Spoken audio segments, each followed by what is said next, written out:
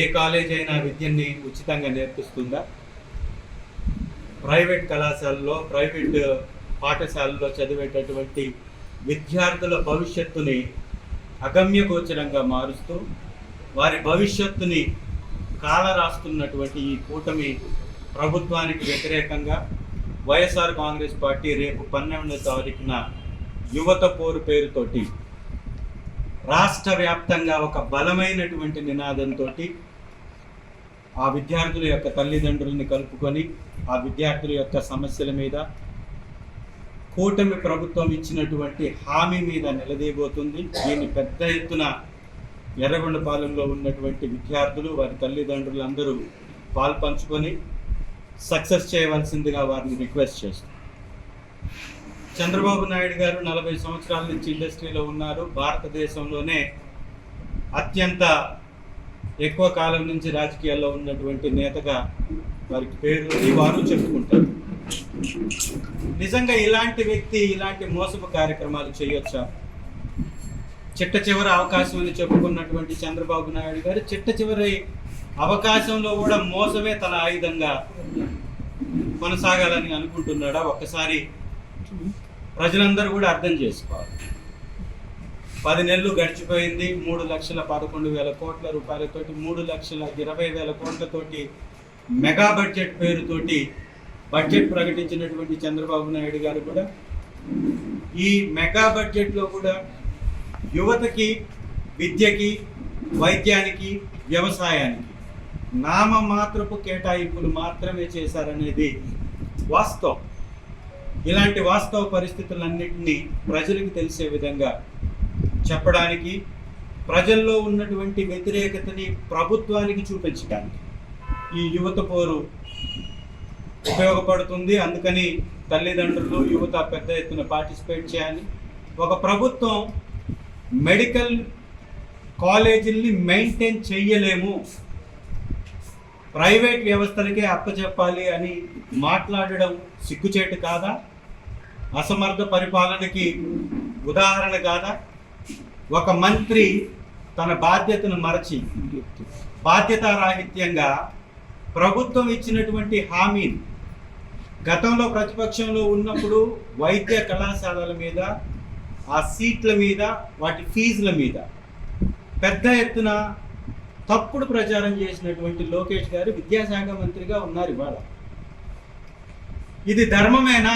విద్యార్థుల్ని మోసం చేయడం. మీరు ప్రతిపక్షంలో ఉన్నప్పుడు చెప్పినటువంటి మాట ఏంటి?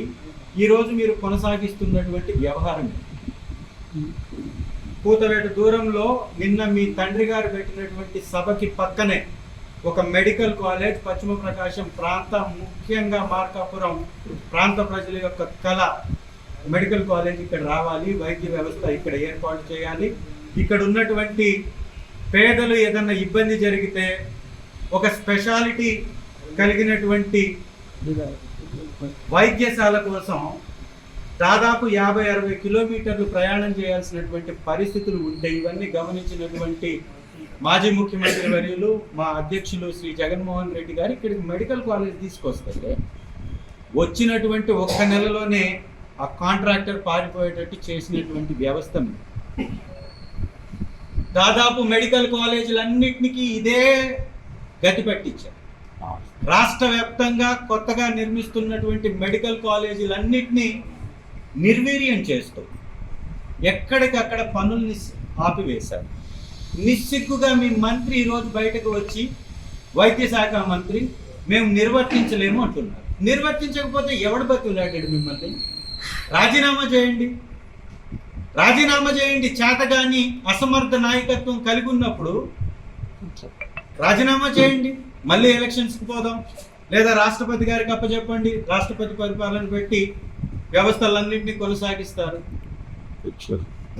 ఉచిత బస్సు ఇస్తానని ఒక మంత్రి లేసి ఉచిత బస్సు కేవలం జిల్లాలకు మాత్రమే పరిమితమని మాట్లాడుతున్నారు. అంటే ఇంత దగా చేస్తూ నిర్భయంగా, నిస్సిగ్గుగా, బాధ్యతారాహిత్యంగా ఈ విధంగా చెప్పిన హామీలని తుంగలో తొక్కి మాట మార్చడం అనేది ఇది న్యాయమా, ధర్మమా? ఒకసారి ముఖ్యమంత్రి గారు కూడా చెప్పాల్సినటువంటి అవసరం. ఈరోజు పశ్చిమ ప్రకాశం అంటే ఐక్యరాజ్య సమితి ప్రపంచంలో ఉన్నటువంటి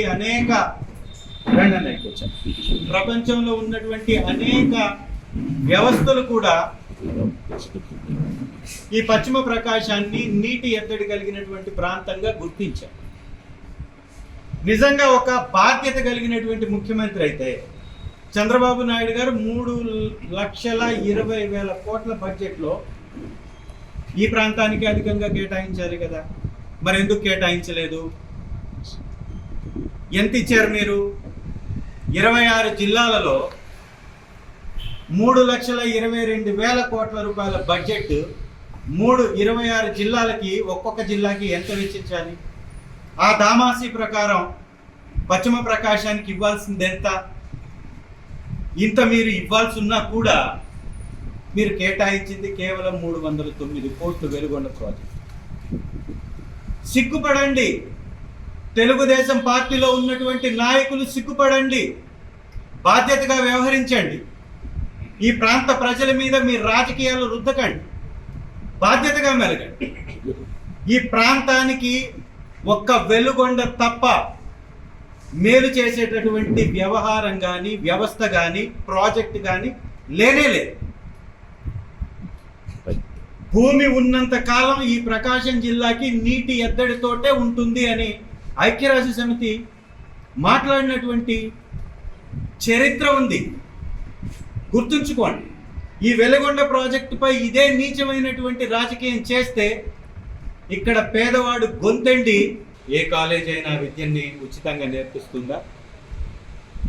ప్రైవేట్ కళాశాలలో, ప్రైవేట్ పాఠశాలలో చదివేటటువంటి విద్యార్థుల భవిష్యత్తుని అగమ్యగోచరంగా మారుస్తూ వారి భవిష్యత్తుని కాలరాస్తున్నటువంటి ఈ కూటమి ప్రభుత్వానికి వ్యతిరేకంగా వైఎస్ఆర్ కాంగ్రెస్ పార్టీ రేపు 12వ తారీఖున యువత పోరు పేరుతోటి రాష్ట్ర వ్యాప్తంగా ఒక బలమైనటువంటి నినాదంతో ఆ విద్యార్థుల యొక్క తల్లిదండ్రుల్ని కలుపుకొని ఆ విద్యార్థుల యొక్క సమస్యల మీద కూటమి ప్రభుత్వం ఇచ్చినటువంటి హామీ మీద నిలదీయబోతుంది. దీన్ని పెద్ద ఎత్తున ఎర్రగొండపాలెంలో ఉన్నటువంటి విద్యార్థులు, వారి తల్లిదండ్రులు అందరూ పాల్పంచుకొని సక్సెస్ చేయవలసిందిగా వారిని రిక్వెస్ట్ చేస్తారు.